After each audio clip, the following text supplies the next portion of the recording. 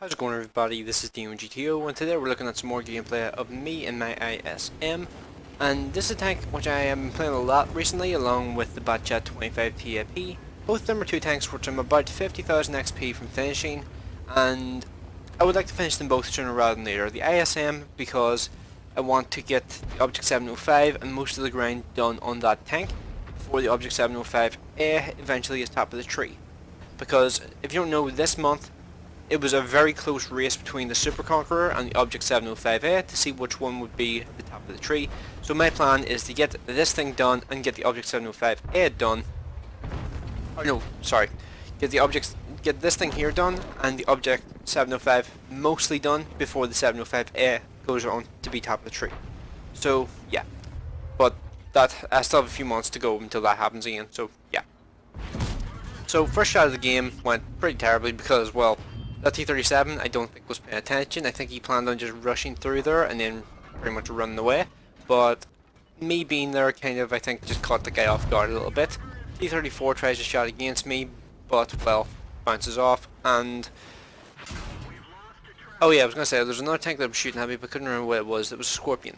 So the Scorpion is going to be an interesting situation here, because the Scorpion is invisible in the background.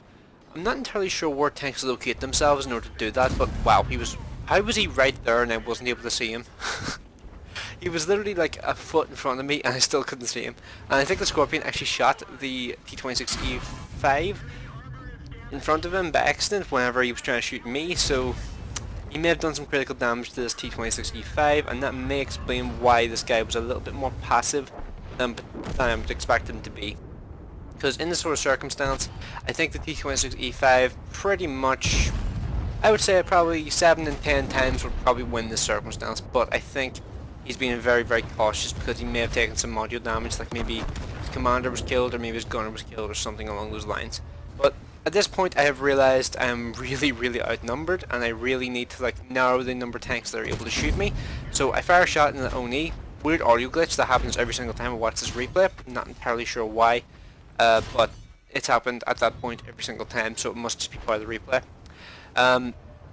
MX-12T gets a couple shots into me. It's a little annoying, but, well, he didn't do particularly much damage, so I'm going to kind of ignore that. Now we're in a situation here where we have an ONE in front of us, going to take a shot into him, but we know he's using the 105mm, so he's not really too much of a threat. If he's using the 150, I would be trying to kill that guy as soon as possible, because one thing I have found from playing this tank more and more is it takes module damage really, really badly. The gun is knocked out every other game, and the gunner or driver will die in every game.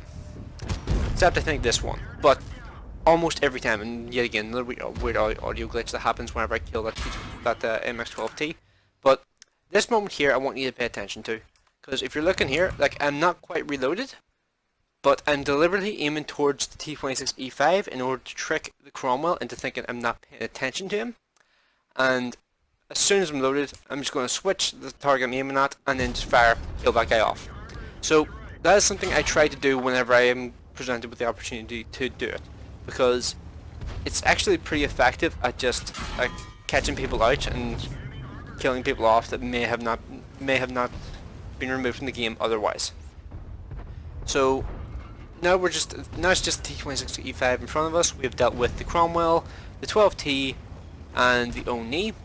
Now it's just T-26E5. I'm going to try and look for an opportunity to like exploit and try and catch the guy out. However, I think this guy. So I was initially really confused as to why he's dead there. However, whenever I was watching this replay back the first time, he was on top of this mound of rubble here. And what happens when you have like mounds of rubble like this in the game is you can't actually back up on top of that. And if you can, it takes a lot of horsepower to actually do it. So basically what happens whenever you drive on top of that sort of like mound of dirt, it pretty much stops your tank from accelerating or from going forward or backwards, and just kind of like the physics of the game just kind of push you off of it gradually. There's not really much the driver of the tank can actually do.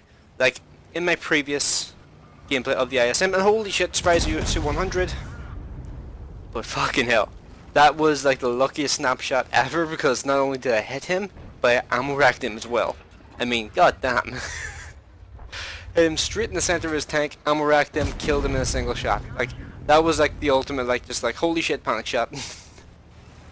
God damn, that was not something I was expecting. I just had no... I actually hadn't even been paying attention to what was going to be potentially in front of me, because I just killed the T26E5 in the Oni. So I just was not really too concerned with what was in front of me. That's also a weird like visual glitch that happened in this game. That actually happened in the game, and it scared the shit out of me because I thought I rolled my tank over somehow, and I was just like, wait, how did I manage to roll my tank over on flat ground? Like, it was just like a real like panic stations moment there for me. But yeah, thankfully it wasn't really a thing. So I just kind of rammed into that Samia SM. And he got one shot of damage into me. If he had actually concentrated, I think he probably got to kill me. But I was more just focused on like absorbing the damage, so that we could get rid of him sooner rather than later.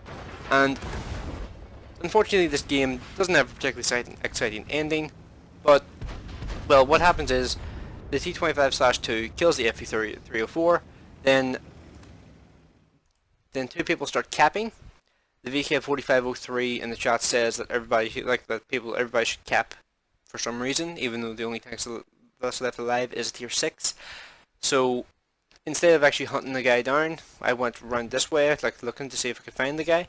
And a lot of people reckoned he would probably be up in that corner. However, he had actually driven the entire way around the map and came up behind the people in the cap circle. However, he didn't manage to get a reset off, which meant the cap was how it was ended. So yeah, unfortunately no Rally Walters for me in that game, but still a pretty decent game. 4,560 damage and about 2,000 blocked. So yeah, let's go on to the post-game stats. Okay, so now we're back with the post-game statistics. So this game was worth an Ace Tanker, High Caliber, Top Gun and Steel Wall for 1,451 base XP, 4,559 damage and 7 kills, which adds up to me getting the same amount of kills as the rest of my team combined. And I doubled, I believe, the next highest damage done in the game, which is pretty awesome to be able to say. Now when it comes to the DeanoGTO report, I fired 16 shots, 14 direct hits, and 13 penetrations. The one shot that bounced, I'm pretty sure it was on the T34. And when it comes to the credits, I made 36,366 credits from that game with premium account, and without, I would have made 14,500 credits. So yeah. Overall, the ISM is actually a vehicle I like quite a lot, and I was trying to think of any other vehicles which could potentially hold their ground with this tank in terms of side scraping, and there were only two tanks that really came to mind, and both of them I would classify as super heavies. There was the VK100, which I think is just far too slow to really compete with this thing in a lot of scenarios. Like, it just does not have the flexibility that this tank offers. And the KV4. Now, the KV4 is a tank which I think has just been completely forgotten about in general.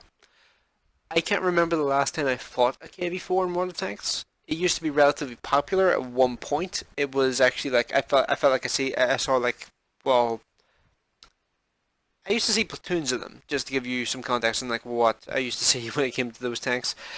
But I haven't seen KV4 in I think about a month.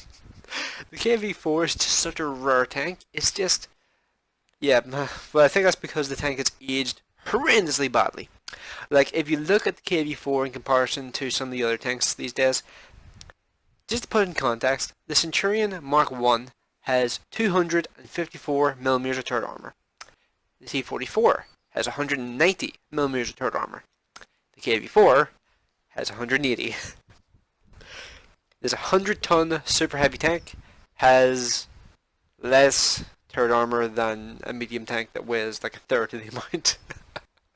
Oh god, that tank, I feel so bad for. Like, I feel, I don't like how badly that tank has been power crapped. I think it's hilarious, but I also don't like it because that was actually the first tier 8 heavy tank I ever drove.